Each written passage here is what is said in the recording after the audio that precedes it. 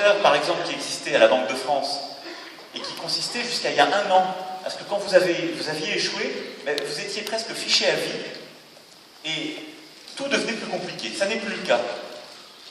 De la même façon, quand vous avez échoué, vous avez une expérience, non seulement cette humilité, mais cette envie encore décuplée, vous avez appris des choses. Et donc, mon premier message, c'était ça. Être entrepreneur, c'est accepter cette humilité, peut-être cette possibilité d'échec, et cela n'est rien, et nous devons chaque jour améliorer le système pour protéger, pour permettre de rebondir. Dans la loi que je suis en train de défendre au Parlement, il y a une disposition qu'on a introduite qui paraît toute bête, mais qui est fondamentale, qui consiste à protéger par défaut les entrepreneurs qui tentent sur leur domicile. Parce que ça aide à être plus humble, mais je peux vous dire que quand vous prenez un risque sur vous-même, ça va de l'entrepreneur qui monte son entreprise de start-up dans l'Internet à celui ou celle qui décide d'être artisan, plombier ou couvreur. Eh bien oui, en France, dans beaucoup de statuts, vous pouvez perdre votre maison, votre domicile principal, quand vous tentez et que vous échouez. Eh bien ce ne sera plus le cas, vous serez protégé. Ce qui est, je trouve, extrêmement important. Le deuxième message que je voulais ici vous livrer, et qui est en quelque sorte le frère jumeau du premier, c'est prenez des risques. Parce que les 3 histoires individuelles que vous venez de rappeler, et en particulier quand vous dites « je suis revenu en France pour entreprendre c'est toujours prendre des risques. Et c'est en prendre à chaque instant. Et ce dont notre économie a besoin, c'est de femmes et d'hommes qui prennent des risques. Et pour moi, notre économie a parfois trop d'endroits qui fonctionnent mal, qui sont grippés, qui sont trop lents, parfois trop protégés, trop douillés, diraient certains. Il faut que ça ait une justification. Mais ce dont nous avons besoin pour réussir et faire réussir le pays aujourd'hui et demain, c'est d'innovation, c'est d'accélération. Et c'est de femmes et d'hommes qui prennent des risques. Chaque jour. Et il n'y a rien de plus difficile que de prendre des risques. Parce que, par définition, on ne sait pas de quoi demain est fait. Et donc, pour prendre des risques, eh bien là, je considère que l'État a une responsabilité avec beaucoup d'autres acteurs, c'est de le valoriser et c'est d'aider. Et d'aider comment? D'abord en protégeant celles et ceux qui prennent des risques, c'est la propriété intellectuelle qui existe dans ce pays, qu'on doit encore améliorer, mais qui permet d'aller plus loin. Ensuite, c'est le financement. Je ne vais pas revenir sur ce qui a été dit par les uns les autres, mais à chaque instant de la vie de l'entreprise, on doit aider l'entrepreneur à prendre des risques plus facilement. Et je sais que parfois, ça n'est pas le sentiment que vous pouvez avoir.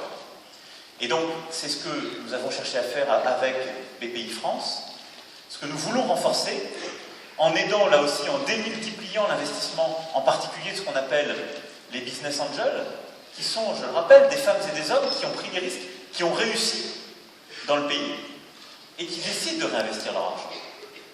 Et donc, le fonds qui sera lancé d'ici le printemps de co-investissement de BPI France avec les business angels, c'est un formidable levier, un formidable accélérateur de cet élément d'accompagnement des risques. Et puis, prendre des risques, c'est permettre aux entrepreneurs d'associer celles et ceux qui travaillent dans le collectif qu'est l'entreprise. Parce que c'est ça, une entreprise. C'est un risque pris ensemble. Et j'entends encore des discours qui sont d'un autre âge quand on parle de l'entreprise. Ça n'est plus. Parfois, peut-être encore, mais beaucoup, infiniment moins, même qu'il y a 20 ans, le théâtre d'une lutte des classes. C'est une aventure collective qu'on décide de mener ensemble pour réussir, pour aller plus loin. Et donc, c'est pour ça que, là aussi, dans le texte que je porte, pour aller plus loin, on a décidé de redonner du souffle, beaucoup plus d'ambition, beaucoup plus d'avantages, à des dispositifs comme l'action de performance ou les bons de souscription pour créateurs d'entreprises, qui sont les moyens d'associer les chercheurs, les cadres, les salariés les plus essentiels de l'entreprise à sa réussite.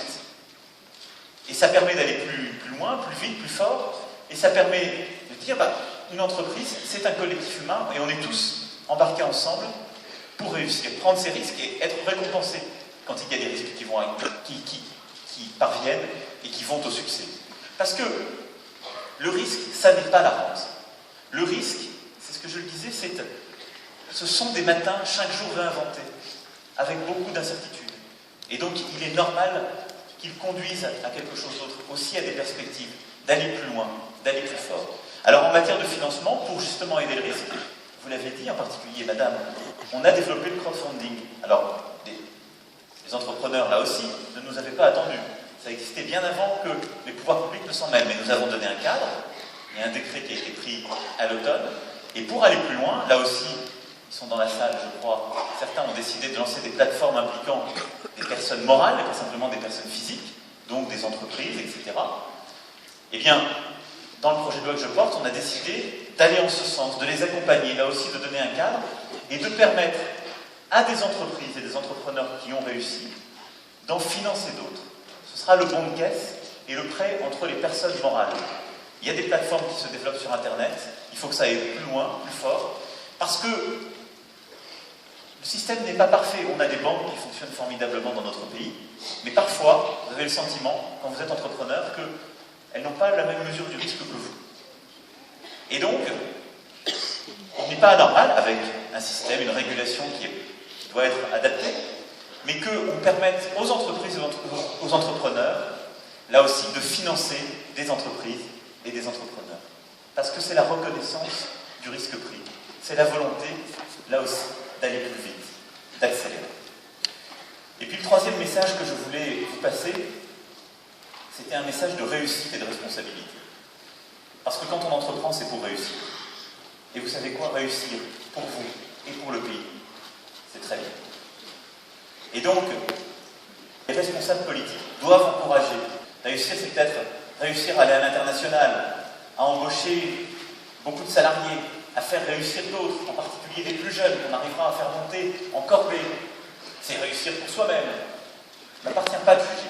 Mais réussir, c'est en tout cas créer cette dynamique collective qui est bonne pour les entrepreneurs, qui va créer dès le lendemain d'autres entrepreneurs. Parce que c'est par l'exemple qu'on incite et qu'on pousse chacun à se relever, à se redresser, à aller plus loin. Et réussir, c'est bon pour le pays. Et enfin, réussir, ça oblige. C'est ça la responsabilité qui va avec l'esprit de réussite. Et donc, collectivement, nous n'y arriverons que si les pouvoirs publics, le gouvernement, fait tout pour aider chacune et chacun d'entre vous à réussir. Parce qu'il ou elle aura pris les risques. Convenez, aura parfois même eu de la chance, avec du talent, de l'énergie, et sera arrivé à quelque chose. Mais une fois qu'on a réussi, c'est presque encore plus dur. Parce que vous devez à chaque instant vous souvenir comment, pourquoi et avec qui vous avez réussi. Et c'est aussi à cette condition qu'on réussira collectivement. Quand celles et ceux qui auront réussi se souviendront qu'ils ont réussi en étant venus quelque part, vous disiez, monsieur,